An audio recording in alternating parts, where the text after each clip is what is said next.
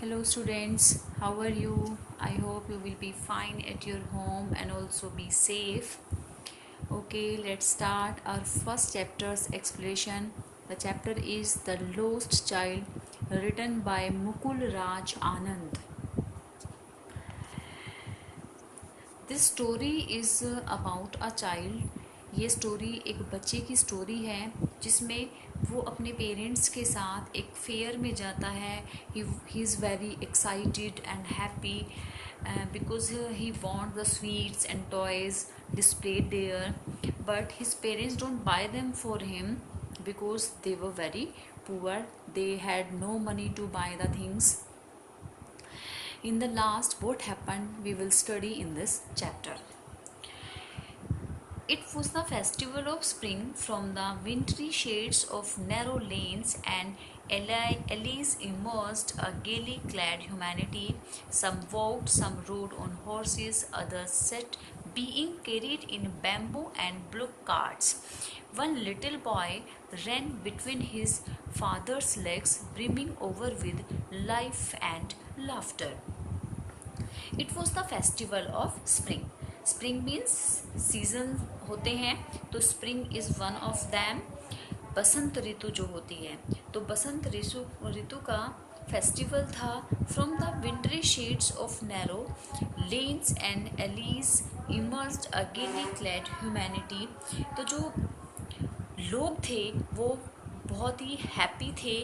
Wintry shades of narrow lanes means जो पतली पतली गलियां थी, और विंटरी मीन्स जो एक विंटर सीज़न होता है। तो विंटर सीज़न के बाद में जब स्प्रिंग सीज़न आता है तो उस समय लोग जो है वो कलरफुल कपड़े पहनकर उन नैरो लेन्स में से बाहर, पतली पतली गलियों में से बाहर निकल रहे थे।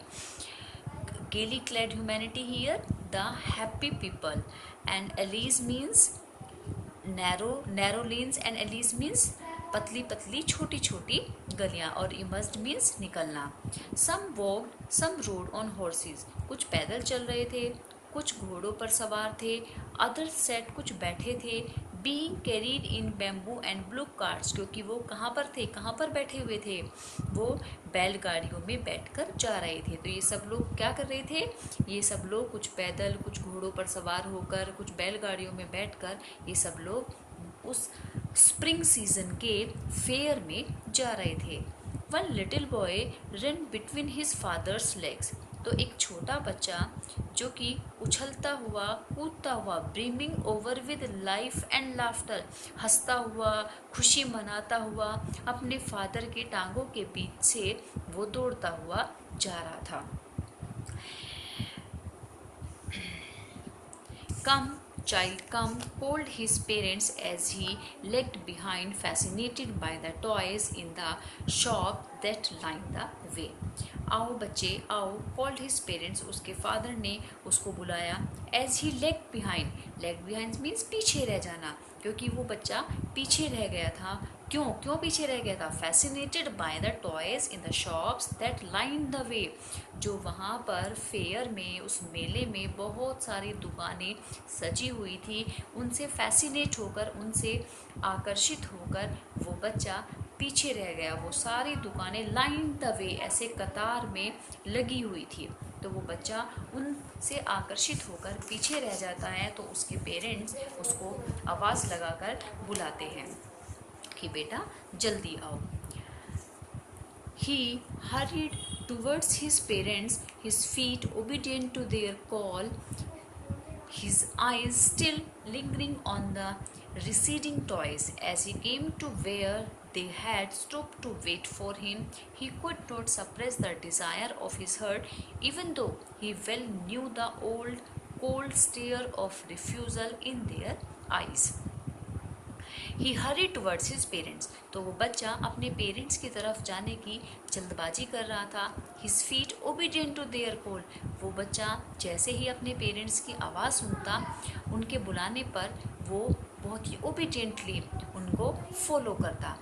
His eyes still lingering on the receding toys, वहाँ पर जो रिसीडिंग टॉयज मीन्स जो खिलौने पीछे रह गए थे, तो उन पीछे छूट गए खिलौनों पर उसकी आंखें लिंगरिंग मीन्स टिकी हुई होती, फिक्स होती। तो एक तरह से पीछे छूटे हुए खिलौनों पर उसकी आंखें अभी भी टिकी हुई थी।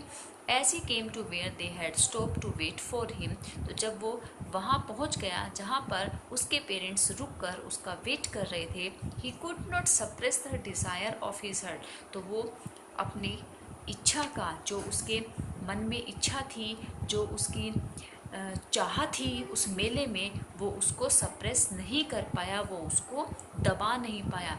Even though he well knew the old cold stare of refusal in their eyes, फिर भी उसने अपने पेरेंट्स की आइज़ में जो उनका एक रिफ्यूज़ल था, cold stare of refusal means जो उनकी आँखों में, घूरती हुई आँखों में जो एक रिफ्यूज़ल छिपा हुआ था, वो उसको अच्छे से जानता था। I want that toy he pleaded, तो उसने रिक्वेस्ट की, प्लीडेड मीन्स टू रिक्वेस्ट करना, मुझे वो खिलौना चाहिए। His father looked at him red eyed in his familiar tyrant's way, तो उसके फादर ने उसकी तरफ रेड आइड मीन्स गुस्से में आकर देखा। इन हिज फेमिलियर टायरेंट्स वे, जिस तरीके से वो बहुत पहले से ही ऐसे उसके साथ बिहेव करते थे, मीन्स बहुत ही टायरेंट्स वे मीन्स बहुत ही निर्दयता के साथ उसने उनकी तरफ देखा। His mother, melted by the free spirit of the day, was tender and giving him her finger to hold. उसकी माँ melted by the free spirit of the day, जो कि बहुत ही निस्वार्थ भाव से, अपने अंतर मन से वो उस गिविंग हमर फिंगर टू होल्ड, उसने अपनी फिंगर जो है वो पकड़ने के लिए उसको दी हुई थी। वो बोली, look child what is before you, कि बच्चा देखो तुम्हारे सामने क्या है। It was a flowering mustard field pale like melting gold as it swept across miles and miles of even land. तो उसने क्या देखा, ये एक फ्लावरिंग मस्टर्ड फील्ड यानी एक सरसों का खेत था, जिसमें कि बहुत सारे फ्लावर्स आए हुए थे, फूलों से भरा हुआ एक सरसों का खेत था। सरसों आप लोग सभी जानते हैं।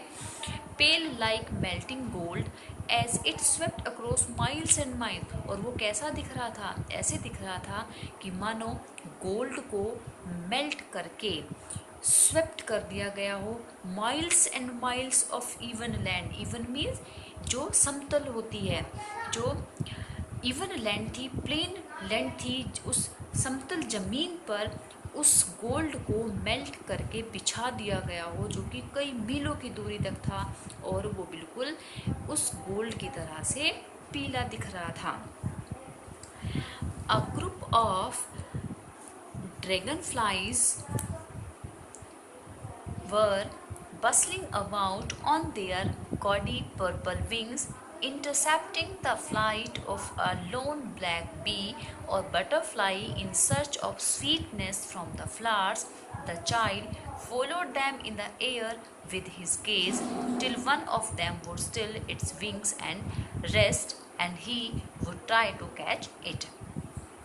A group of dragonflies were bustling about on their gaudy purple wings. Bustling about means भिन भिनाना, और gaudy means very shiny, बहुत ज़्यादा चमकदार, और intercepting means होता है रास्ते को काट देना। तो एक ड्रैगन फ्लाई का जो झुंड था, एक ग्रुप था, वो वहाँ पर भिन भिनाते हुए अपने गॉडी पर्पल विंग्स, चमकते हुए पर्पल पंखों के साथ वहाँ पर भिन भिना रहा था। Intercepting the flight of a lone black bee और butterfly in search of sweetness from the flowers, flowers की, फूलों की स्वीटनेस की तलाश में, जो कि रास्ते में किसी भी ब्लैक बी, मक्खी या बटरफ्लाई के रास्ते को काटते हुए, वो इंटरसेप्ट करते हुए जा रहा था। दिस इज़ वेरी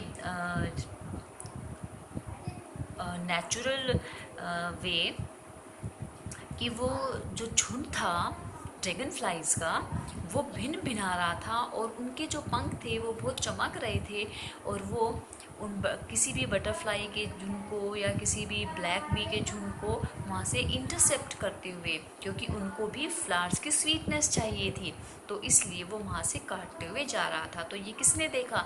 ये उस छोटे बच्चे ने, जब वो फेयर जा रहा था, उस मेले में जा रहा था, तो रास्ते में उसकी मदर ने उसको दिखाया। The child followed them in the air with his gaze till one of them would still its wings and rest. वो बच्चा उनको फॉलो करता रहा और in the air with his gaze, अपनी गेज मीन्स होता है नज़र जमाना, अपनी दृष्टि जमाकर, अपनी नज़रें जमाकर जब वो हवा में उड़ते हुए उनको देखता, till one of them would still its wings and rest, तो उनमें से कुछ ड्रैगन फ्लाइज वो अपने विंग्स को रेस्ट दे देती, मीन्स विंग्स को स्टिल करके, स्थिर करके वो रेस्टिंग के लिए रुक जाती।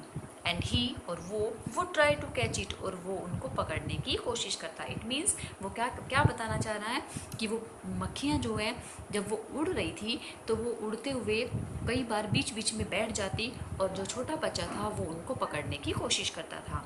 But it would go fluttering, flapping up into the air when he had almost caught it in his hands. लेकिन it would go fluttering, flapping, वो flapping means अपने wings को move करना, और flapping means move करना, और fluttering means फड़फड़ाना।